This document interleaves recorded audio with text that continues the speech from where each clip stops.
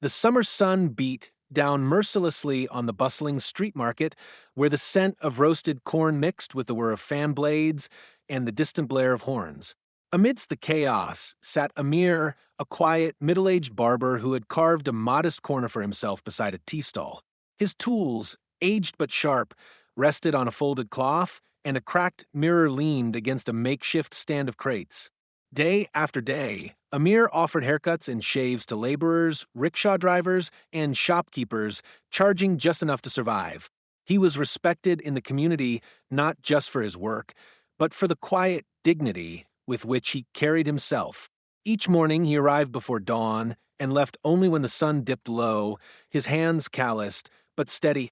That afternoon, the market's rhythm was disrupted by the purr of an expensive SUV pulling to a dramatic halt.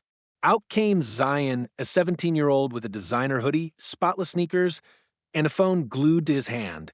The son of a wealthy businessman, Zion moved through the crowd with arrogance that demanded attention. Behind him trailed a group of similarly dressed teens, each trying to outdo the other in mockery and swagger. They weren't here to shop, they were here to entertain themselves at someone else's expense. Zion's eyes landed on Amir, and an idea sparked. Yo, look at this old-school setup. Zion laughed, switching his phone camera to record. Live from the Stone Age, check out this street barber. His friends snickered as Zion walked over, holding the phone up to Amir's face. Uncle, how much for a billionaire haircut? You got gold scissors in that box. Amir looked up calmly, his eyes weathered but clear. Enough for you to learn some manners, he said softly, continuing to sweep hair from the sidewalk. The market stilled. A few bystanders watched silently as Zion continued. He picked up the cracked mirror, turned it to the camera, and laughed. Bro, if I saw myself in this thing, I'd cry. Who even comes here? This is poverty-level grooming. The crowd murmured, some shaking their heads, others pulling out phones to film. Still, Amir remained composed, placing the mirror gently back in place. This chair has seen more real men than you ever will, Beta, he replied, his voice calm but firm. Zion scoffed and waved him off like a nuisance. Whatever, man. Enjoy your little kingdom. He turned and walked away, posting the clip online before he even reached his car. Within minutes, it was being shared with laughing emojis and sneering comments. But what Zion didn't realize was that mocking a man like Amir, respected, humble, and rooted in the heart of the community, would set off a chain of events far greater than his ego could ever anticipate. By the time Zion returned home that evening, the video had exploded. His phone wouldn't stop buzzing. Notifications poured in from Instagram, TikTok, and WhatsApp groups. The clip of him mocking Amir had gone viral, racking up hundreds of thousands of views. At first, Zion was thrilled. The comments were pouring in, some laughing, others calling him savage or brutally honest. But it didn't take long before the tide turned. Somewhere between the 300th and 400th comment, the tone shifted. People started asking who the barber was. Someone posted Amir's full name. A local news page picked up the clip with the caption, "Rich teen mocks elderly street barber," but the barber's classy response is going viral. Screenshots of Amir's calm expression and dignified reply were shared widely. The market vendors and locals who knew Amir began flooding the comments, defending him. That uncle has been cutting hair here for 25 years, one wrote. He gave free cuts during Eid for kids whose parents couldn't afford it. Another added, he's the only reason my father looked presentable in his final days. The post took on a life of its own. Zion, still oblivious to the cultural storm brewing, lounged on the sofa as his father, Mr. Farouk, returned from work. A stern businessman with zero tolerance for public embarrassment, Farouk's expression darkened as he glanced at his phone. Zion barked, "What did you do today?" "Nothing," Zion replied, scrolling. "I'm getting calls from my business partners, my clients, everyone asking why my son is insulting poor people on the internet." Zion blinked. "Wait, seriously?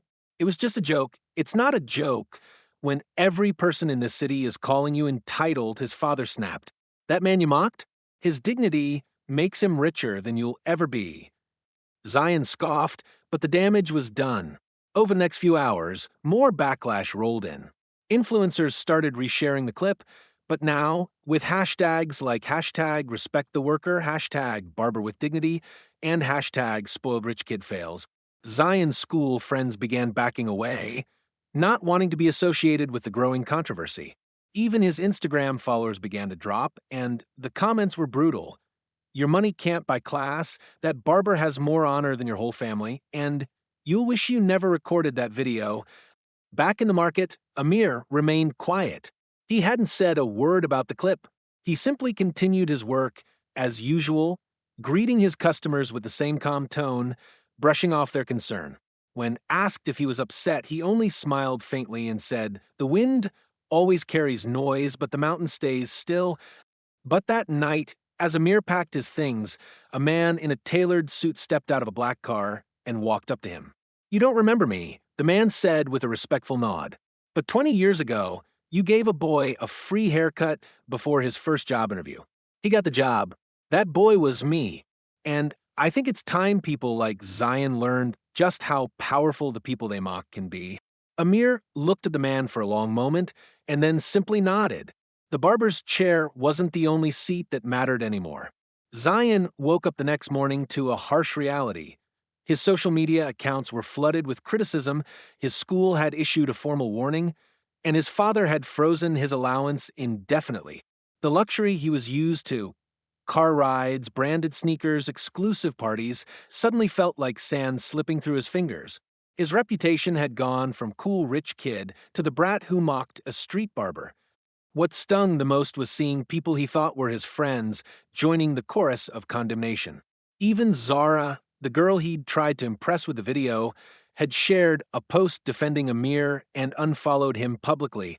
But Amir, the quiet barber at the heart of it all, remained untouched by the storm.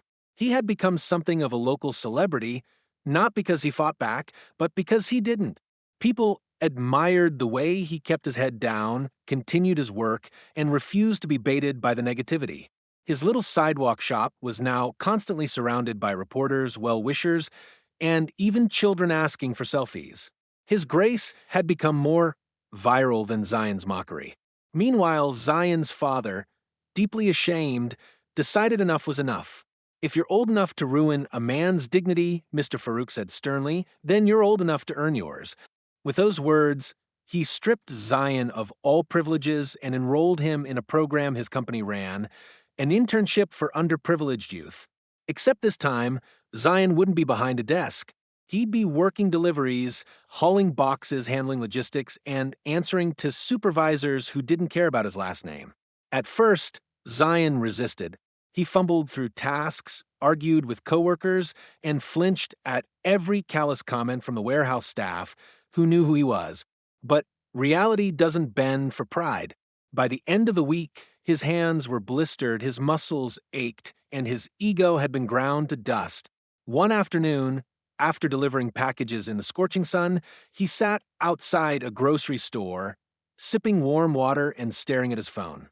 He noticed something odd, an old video clip reposted by someone new.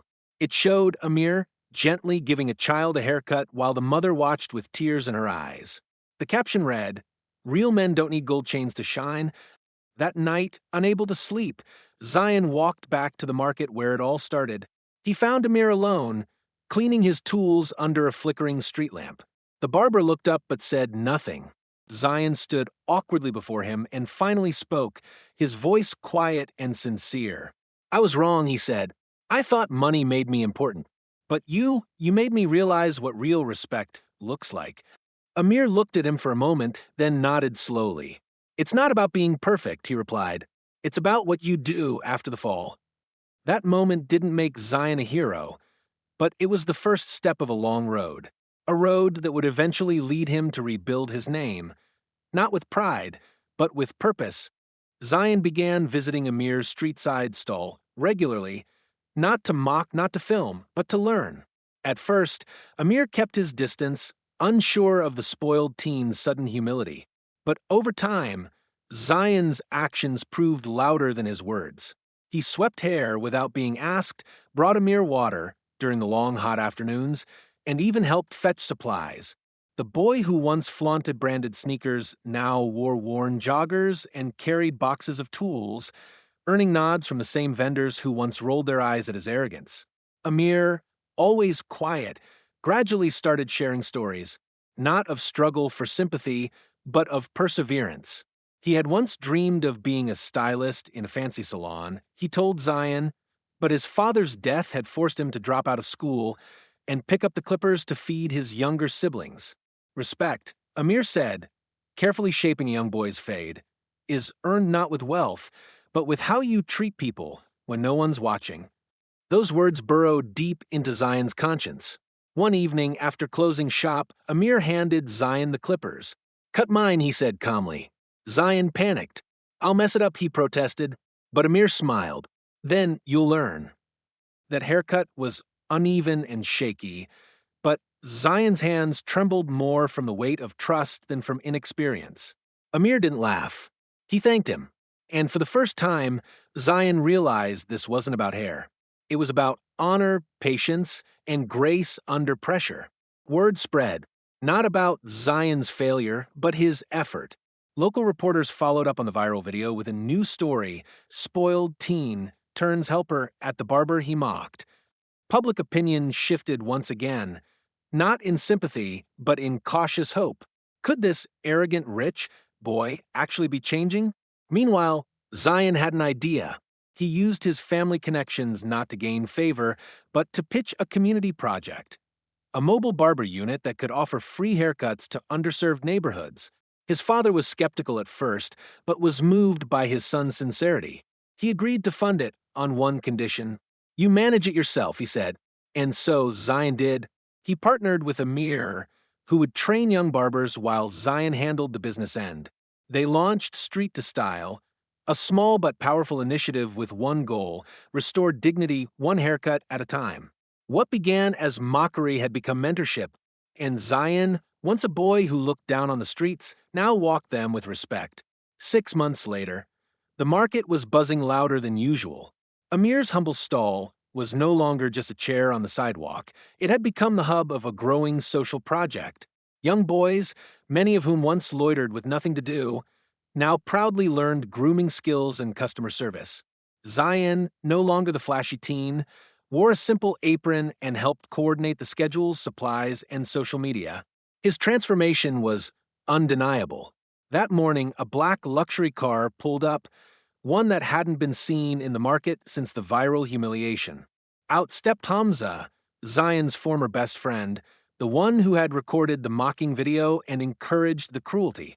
His family had cut ties with Zion's after the scandal, fearing their own reputation would be damaged by association. But now he wasn't here to gloat. Hamza was in trouble.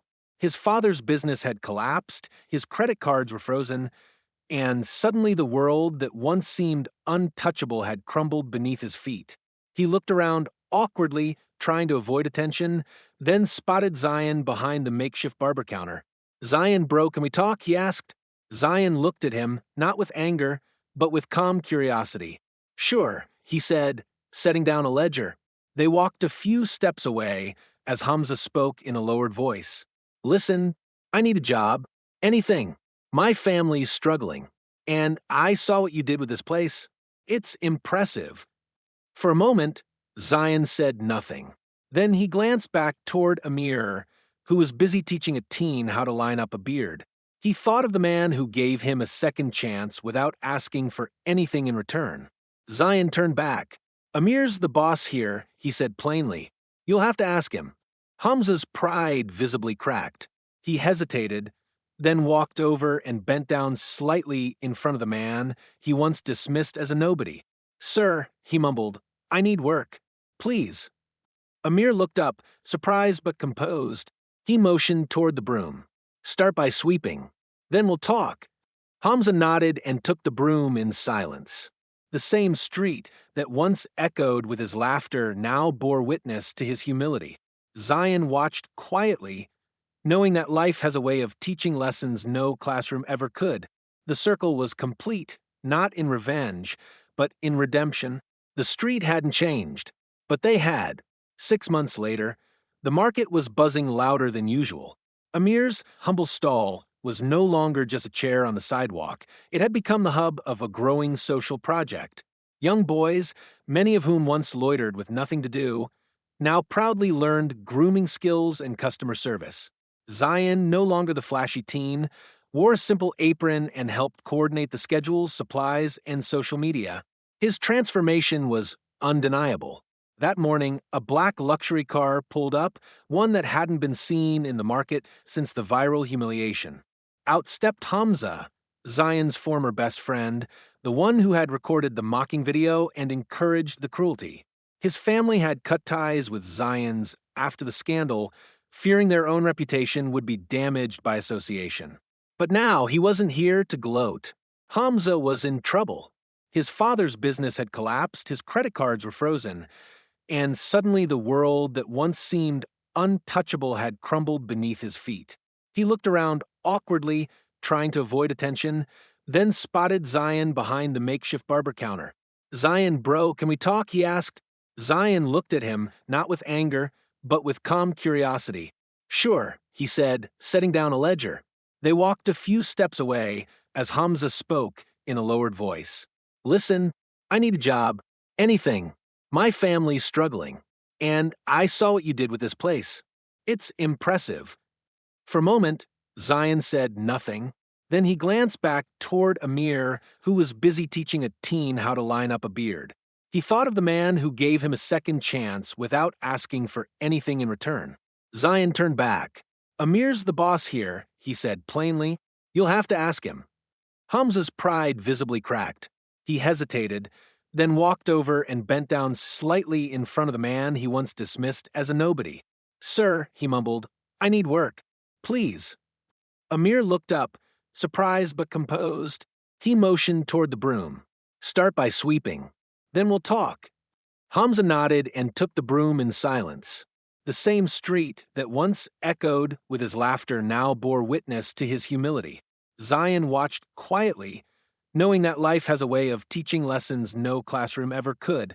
The circle was complete, not in revenge, but in redemption. The street hadn't changed, but they had.